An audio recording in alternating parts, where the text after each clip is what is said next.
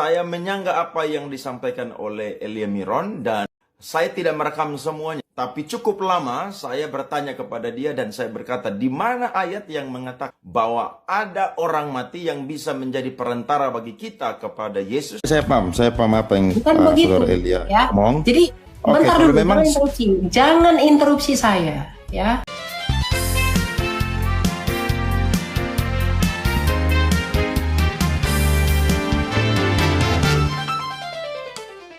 Saya ingin menyanggah apa yang tadi disampaikan oleh Saudara Elia dan juga Pak Anggiat ya.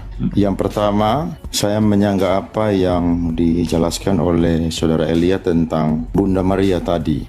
Ya, saya adalah seorang pendeta di kalangan karismatik. Tepatnya saya adalah gembala jemaat di salah satu gereja karismatik ya. Nah, kalau kita belajar tentang Bunda Maria, maka kita akan memahami dua pengajaran yang berbeda tentang Theotokos dan Christotokos. Nah, tadi Elia berkata bahwa mengapa orang-orang Katolik itu berdoa itu menjadikan Bunda Maria itu sebagai perantara. Yang disampaikan oleh Elia adalah Maria adalah salah satunya adalah wanita yang melahirkan Tuhan Yesus Kristus sebagai manusia, dan yang kedua adalah Maria ada di sorga sehingga dia bisa menjadi perantara bagi doa umat-umat orang Katolik. Betul ya? Sebelum saya jawab, ya. Enggak. Pertanyaan Bapak itu sudah keliru. Saya tidak menyatakan Bunda Maria itu perantara. Tetapi, nah ini nih, ya, bagus ini tidak saya jawab karena Anda sudah salah dengar. Coba Anda jelaskan. Hari Minggu itu hari yang baik bagi kita. Begini Pak, tadi saya mengatakan bukan Bunda Maria menjadi perantara, tapi kita mengajak Bunda Maria mendoakan kita. Sesuai dengan apa yang kita doakan. Jadi kita nggak bilang ke Bunda Maria sampai aku berdoa kepadamu, berikanlah aku ini, sampaikanlah kepada Bapak ini. Ya, saya paham apa yang Saudara Elia ngomong. Jadi bentar dulu, jangan interupsi saya, ya. Saya menjelaskan Bunda Maria itu sebagai partner kita. Kita ajak dia berdoa bersama kita kepada Yesus agar Yesus memerantarai doa kita kepada Bapa. Perantara itu hanya satu. Makanya Alkitab berkata, bagi kita hanya ada satu Allah saja, yaitu Bapa, dan satu pengantara saja. Esa pula lah dia pengantara kita, yaitu Kristus. Jadi yang memerantarai kita kepada Bapa itu hanya Kristus. Dan doa novena itu adalah mengajak Bunda Maria agar Bunda Maria itu berdoa bersama kita, menyampaikan permohonan kita, mendoakan kita ya. Kita ajak mereka mendoakan kita kepada Kristus agar Kristus menyampaikan kepada Bapa. Jadi kita tidak kepada Bunda Maria, terus Bunda Maria diperantarai kepada Yesus, bukan begitu Pak. Karena pemahaman kita adalah mereka itu orang-orang kudus, orang-orang yang sudah di surga. Tentu mereka selangkah lebih dekat dengan Allah, dan mereka tetap hidup, mereka bukan orang mati. Ya, jadi jangan Bapak framing ucapan saya kepada pengertian yang salah itu. Iya, begini. Jadi kan artinya begini. Seperti yang Elia katakan bahwa kita mengundang Bunda Maria untuk berdoa bersama dengan kita. Betul begitu? Betul. Mengajak Bunda Maria. Mengajak. Oke. Kalau seperti demikian, saya minta dasar Alkitab di mana tertulis hal demikian. Oke, sabar ya. Gampang itu, Pak. Itu namanya doa devosi. Ya. Berdevosi. Sabar ya. Oke. Yohanes 11 ayat 25. Bentar ya. Yohanes 11 ayat 25. Ia akan hidup walaupun ia sudah mati. Lagi pula kita itu semua, kalau di dalam Yesus dikatakan kita sudah mati, dia akan hidup walaupun dia sudah mati. Artinya orang percaya itu diperhitungkan sebagai satu tubuh di dalam Kristus. satu tubuh di dalam Dia, ya. Nah, ketika kita satu tubuh di dalam Dia, artinya kita pun memiliki persekutuan dengan Orang Kudus yang ada di sorga. Karena apa? Karena surga dan bumi itu hanya perpindahan tempat antara kita orang percaya yang masih di bumi, yang belum menyelesaikan waktu kita, dengan Dia yang sudah ada di sorga. Nah, jadi ketika kita itu orang percaya di bumi dan orang percaya di sorga, itu disebut sebagai satu tubuh. Satu tubuh, satu iman, satu baptisan, dan satu Tuhan. Nah, tadi di dalam Yohanes 11 ayat 25 tadi dikatakan bahwa siapa yang percaya kepadaku, ia akan hidup walaupun ia sudah mati.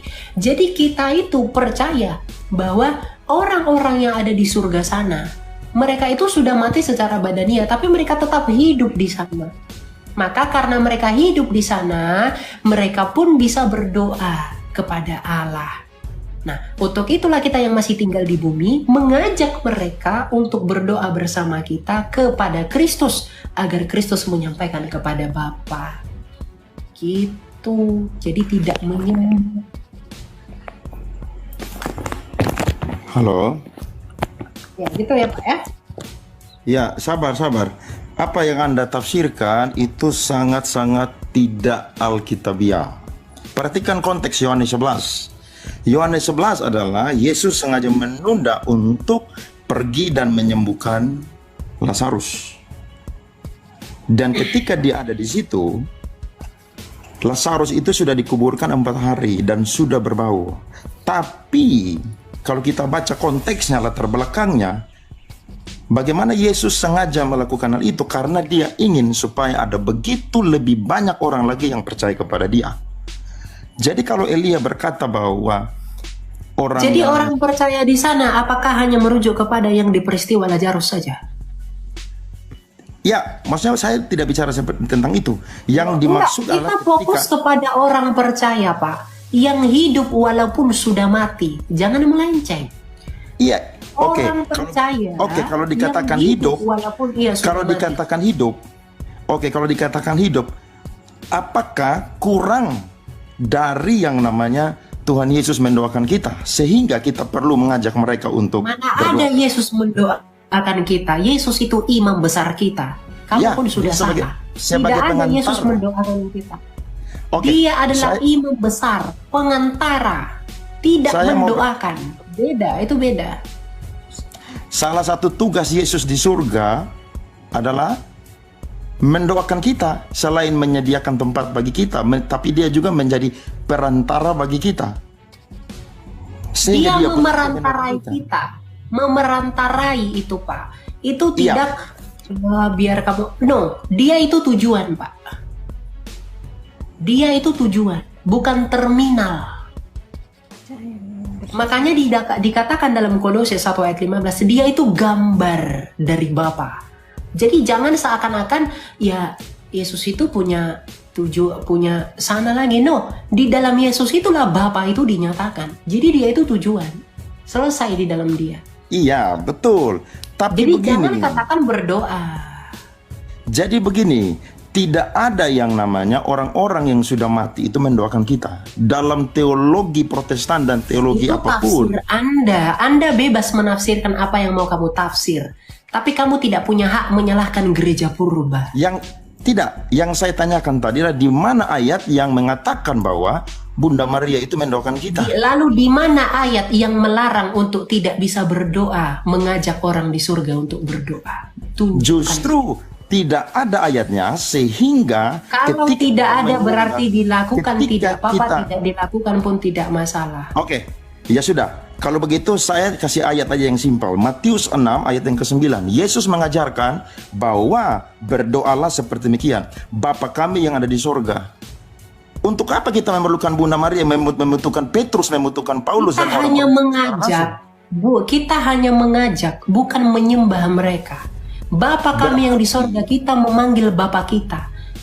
Sedangkan kepada Bunda Maria, itu kita tidak menyembah mereka. Kita mengajak mereka untuk berdoa. Sekalipun Yesus memberikan teladan kita berdoa kepada Bapa, itu tidak membuat apa yang kita lakukan dengan berdevosi itu menjadi salah. Jangan sesat berpikir. Tidak seperti demikian. Menurut saya tidak. Kenapa? Karena tidak apa-apa. ada orang mati. Menurut Bapak, teologi modern yang baru lahir di abad ke-20 itu tidak punya kuasa membantah teologi abad pertama. Begini, sebentar sedikit ya Pak Yolanda. Sebentar Pak Yolanda.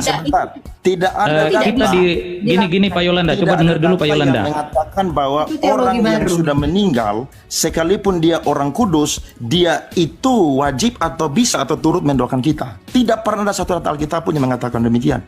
Yang mengatakan itu tidak di mana? Ya, tadi kan Kak Kalau Elia berkata saya tidak bisa menunjukkan secara eksplisit itu iya, tunjukkan larangannya kepada saya. Karena yang kamu lakukan pun tafsir, yang saya lakukan pun tafsir. Kamu sepakat dengan saya, silakan. Yang kamu tidak sepakat dengan saya, itu urusanmu. Saya tidak sepakat karena tidak ada data Alkitab yang mengatakan. Tapi Anda tidak punya kuasa menyalahkan yang mau sepakat. Karena tafsirmu ya tafsirmu. Tafsir kami. Paham sampai di sini? Maaf. Coba Pak Yolanda bisa dengar saya nggak Pak? Mendekati Alkitab. Tafsir Coba Anda Pak tidak Yolanda. mendekati Alkitab. Apa yang Yolanda. saya tafsir itulah yang mendekati Alkitab. Halo Bapak, bisa dengar saya? Silakan. Ya, silakan. Ya. Begini Pak, room ini kita buka sejak awal bukan untuk memperdebatkan teologi.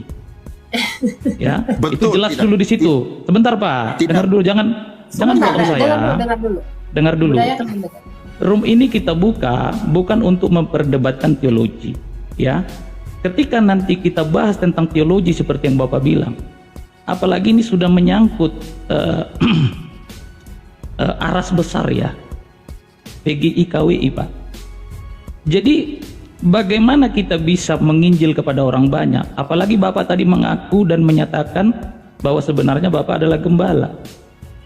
Kalau orang nggak cocok dengan kita, jangan paksakan doktrinnya kita Pak. Betul. Ya, seperti itu Pak. Jangan kita paksakan. Saya ada banyak hal berbeda dengan Elia ini. Tapi saya kesampingkan perbedaan. Saya masuk ranah persamaan untuk apa? Untuk mengedukasi orang lebih banyak mengenal Kristus Pak. Jadi kalau Bapak naik ujuk-ujuk mau menyanggah, ini nggak tempatnya Pak. Kita bukan room debat ini Pak, bukan. Ini adalah room tanya jawab untuk mengedukasi orang yang belum mengenal Kristus. Tadi Elia menyatakan begitu, itu kan pertanyaan dari audiens. Saya sebenarnya Protestan, tapi saya suka dengan Katolik. Tapi yang mengganjal di hati saya adalah penyembahan patung. Itu yang disalahpahami oleh si penanya. Nah, Elia memberikan penjelasan. Gitu loh Pak Yolanda. Jadi kita di sini bukan mau debat, bukan mau hebat-hebatan, tidak. Dan kalau mau debat ini nggak tempatnya Pak. Saya juga gabung di room ini. Tadinya saya apologet yang debat Pak, mendebatkan teologi-teologi antar sinode, ya. Tapi terakhir saya kira nggak memberkati Pak. Jadi kalau Bapak mau bertanya silahkan. Kalau tidak ada pertanyaan kita boleh gantian dengan yang di bawah. Saya kira begitu. Kembali kepada Elia. Kalau hanya menyanggah saja Pak, gini ya, yang mau saya tekankan begini. Kalau hanya menyanggah saja, Anda sepakat tidak sepakat itu tidak masalah, itu urusan Bapak. Adanya perbedaan penafsiran pada hal seperti itu hal biasa. Tapi tadi saya sepakat dengan Pak Anggiat, persatuan itu yang ditekankan. Bukan karena yang menurut tafsirmu itu tidak tepat, kamu menyesatkan kekatolikan. Itu tidak boleh. Ya, jadi kita pun kadang kita tuh harus tahu diri. Saya sebagai Protestan, saya tahu diri. Alkitab itu dikanon oleh Gereja Katolik di abad ketiga. Jadi apa yang saya baca ini produk Katolik. Apakah hanya karena perbedaan tafsir kecil itu, saya menyesatkan mereka dengan Alkitab yang diproduksi oleh Katolik? Kalau Gereja Katolik tidak ada, ini tidak jadi. Kamu tidak bisa menafsir kalau ini tidak kamu baca. Ini produk siapa? Gereja Katolik. Jadi kita akan sampai kepada pemahaman Pak. Perbedaan penafsiran itu biasa. Apalagi pada hal-hal kecil. Kamu tidak sepakat dengan devosi, silahkan. Kamu tidak sepakat dengan doa sama Bunda Maria, itu silahkan. begini, Tapi yang kita junjung tinggi itu adalah persatuan, begitu ya Pak Yolanda ya. saya tidak memecah belah Protestan dan Katolik. Tapi begini, kalau tidak ada yang menyanggah, maka apa yang engkau katakan dan Pak Anggiat mungkin sampaikan juga, itu akan menjadi doktrin bagi orang yang mendengarkan. Karena saya Sehingga mengatakan ini sudut pandang orang Katolik, bukan Protestan. Coba begini Pak Yolanda, jadi kalau orang Katolik yang menyampaikan ini di ruang publik, apakah Anda berhak menyanggah? Nggak bisa Pak. Saya pun pasti berhak menyanggah. Kenapa? Karena semua yang Karena kita Bapak bicarakan bukan Katolik. Salah jadi tempat Bapak. Bapak. Jadi ini nggak room debat. Tadi sudah saya sampaikan. Aduh Saja. kacau. Daripada ribut sekali. Iya. Gitu. Ya. Oke, makasih Pak Yolanda ya. Tuhan memberkati. Jadi Lanjut Kak. saya juga bingung cara berpikirnya bagaimana. Itu kan sudut pandang orang Katolik. Ya kalau Iya. kamu bukan Katolik, otomatis ya kamu nggak setuju gitu Nggak loh. setuju pastinya. Gitu loh. Heeh. Kita di Kalau sini ada bukan di luar- memecah belah Kristen, kita persatuan. Kalau Gitu ada loh. pun di luar Katolik yang mau setuju, ya itu urusan mereka.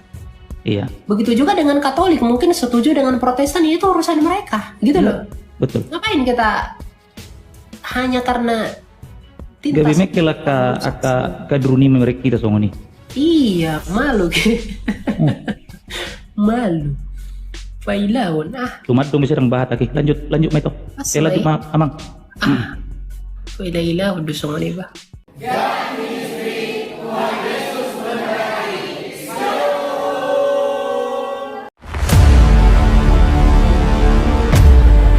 Segala sesuatu yang masuk lewat mulut keluar lewat mulut. Dan tidak mungkin ada orang kerasukan roh jahat kalau tidak orang itu tak jadi tumbal setan. Dalam nama Yesus. Dalam nama Yesus. Sekala nama sekala nama. Dalam nama Yesus. Menjauhi kejahatan, bilang ini punya kerajaan surga dalam amin. Yesus sangat tahu bagaimana cara menyembuhkan orang buta itu. Ambil keputusan dan Dalam nama Yesus cepat. Jangan lama-lama. Aku perintahkan engkau demi nama Yesus.